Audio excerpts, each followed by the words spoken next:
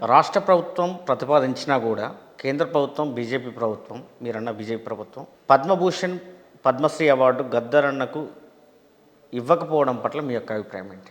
మొదటిగా మనకు వచ్చిన 2 అవార్డులకు చాలా ఆనందపడుతూ గౌరవిస్తూ మన అన్నలకి పెద్దలకు వాళ్ళకు అభినందనలు తెలుపుతూ మన ముఖ్యమంత్రి గారు తన భావనని తెలంగాణ ప్రజల భావనని వ్యక్తపరిచారు.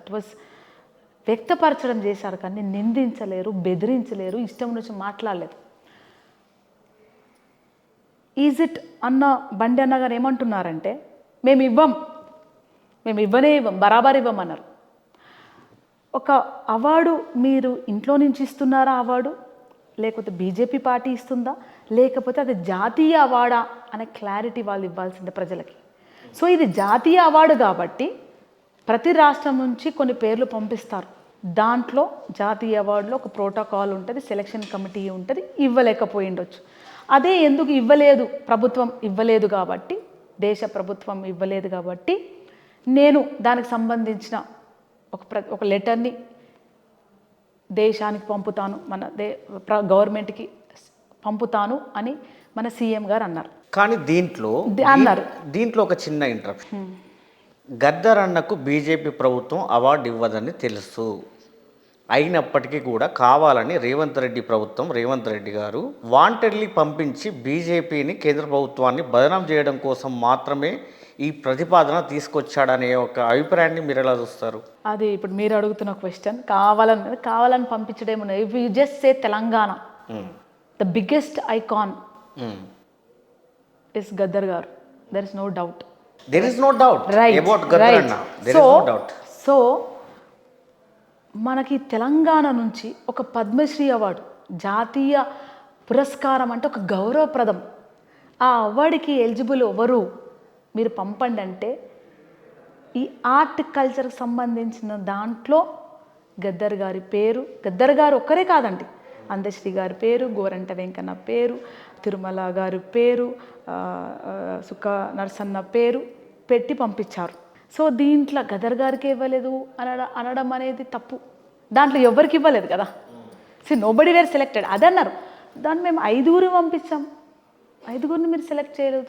పోనీ 2 సెలెక్ట్ చేయలేదు, 1 సెలెక్ట్ చేయాలి అన్నారు, కానీ అది చెప్పారు. సో మీకు కొంచెం మా ప్యానల్లో తెలియకపోవచ్చు, లేకపోతే ఇతర కారణాలు ఉండొచ్చు. మేము మళ్ళీ ఒకసారి రిప్రజెంట్ పెట్టుకుంటామని వెరీ బ్రాడర్ ఆస్పెక్ట్లో, పాజిటివ్ ఆస్పెక్ట్లో పెట్టారు అని నేను అనుకుంటున్నాను. ఏదేమైనా కూడా అవార్డు రావాల్సి ఉండే, బట్ రాలేదు. దీంట్లో కొంత రాజకీయం ఎక్కడో జరుగుతుందనే భావన ప్రజల్లో కూడా బలంగా ఉంది. సరే, ఏదైనప్పటికీ గద్దర్ అన్న చివరి దశలో మీకు చెప్పిన మాటలు ఏంటి? అసలు మరీ ముఖ్యంగా చాలామంది ప్రజలకు గద్దర్ అన్నను అభిమానించే అభిమానులకు కూడా ఒక సందేహంగా మిగిలిపోయింది. ఆల్ ఆఫ్ సడన్గా గద్దర్ అన్నకి ఏమైంది, అసలు చివరి నిమిషంలో హాస్పిటలైజ్డ్ అయ్యి మళ్ళీ తిరిగి వస్తారనుకున్న గద్దర్ అన్న ఎందుకని అంత సీరియస్ కావాల్సి వచ్చింది? అసలు ప్రాబ్లం ఏముండే? యాక్చువల్లీ గద్దర్ అన్న గారికి హార్ట్లో బ్లాక్స్ ఉండింది. So they were major blocks. అది కూడా మనకు సడన్గా తెలిసినాయి. సో అది ఆపరేషన్కి వెళ్ళాలని కొంతమంది సజెస్ట్ చేస్తారు, ఆపరేషన్ వద్దని సజెస్ట్ చేశారు. ఈ ఏజ్లో ఆపరేషన్ చేసుకోకపోతే సడన్గా స్ట్రోక్ వస్తుంది, చనిపోతారని. గద్దర్ అన్న ఇంట్లో కూర్చొని చాయ్ తాగుకుంటా, పేపర్ చదువుకుంటా, కథలు రాయడు కదా. నేను ప్రజల మధ్యలో ఉంటాను, ప్రజల మధ్యనే చనిపోతాను, ప్రజల కోసమే చనిపోతాను అనేది రిస్క్ తీసుకున్నారు లైఫ్లో. అంటే నేను ఆపరేషన్ చేసుకోలేదనుకోండి, ఎట్లయినా నేను ప్రజలో తిరుగుతాను, ఆడ పూసుకునే చచ్చిపోతా. కానీ వాళ్ళు మొదలుపెట్టిన ఈ యుద్ధం, ఏ యుద్ధం? అణిచివేత మీద తిరుగుబాటు అవుతూనే ఉంది. ఇంకా అణివేత గురి అవుతూనే ఉన్నాము. అసమానతలు ఇంకా ఉన్నాయి. ఒకప్పుడు మీరు కొట్లాడడానికి రెడీ ఉన్నాం, కానీ రానున్న తరం 100 ఏళ్ళ కోసం పిల్లలు ఏ విధంగా ఉంటారు? ఒక బాటిల్ ఇవ్వకపోతే సూసైడ్ చేసుకుంటున్నారు, ఒక సబ్జెక్ట్లో ఫెయిల్ అయితే పిల్లలు సూసైడ్ చేసుకుంటున్నారు, ఒక బిర్యానీ ప్యాకెట్ కొనియకపోతే అలిగిల్లు వెళ్ళిపోతున్నారు పిల్లలు. అట్లాంటి పిల్లలు మరి ఏ యుద్ధం చేస్తారు? వాళ్ళకు ఇన్స్టెంట్ లైఫ్ అలవాటు అయిపోయింది. అందుకు ఒక ఇన్స్టెంట్ సొల్యూషన్ ఇచ్చిపోతా అన్నాడు వాళ్ళకి. ఆ ఇన్స్టెంట్ సొల్యూషన్ ఏంది? చాలా powerful weapon, the voting power. Um. వాళ్ళకు ఒక ఆయుధాన్ని ఇచ్చిపోతున్నారు. ఇక్కడ భారత రాజ్యాంగాన్ని రక్షించకపోతే మళ్ళీ 100 ఏళ్ళ వెనకాల పోతుంది. ఇంకా దళితులంతా ముంగట ముంతా వెనకాల జాడకట్ట కట్టుకొని తిరగాల్సిన పరిస్థితే వస్తుంది. అనేది లేదు.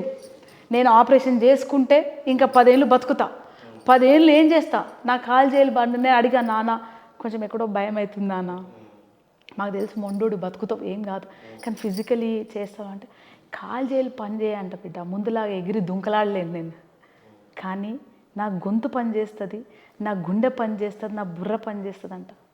ఈ అంపశయ మీద పడుకొని, ఈ హాస్పిటల్ బెడ్ మీద పడుకొని తెలంగాణ నుంచి మరో సాంస్కృతిక యుద్ధాన్ని ప్రకటిస్తా.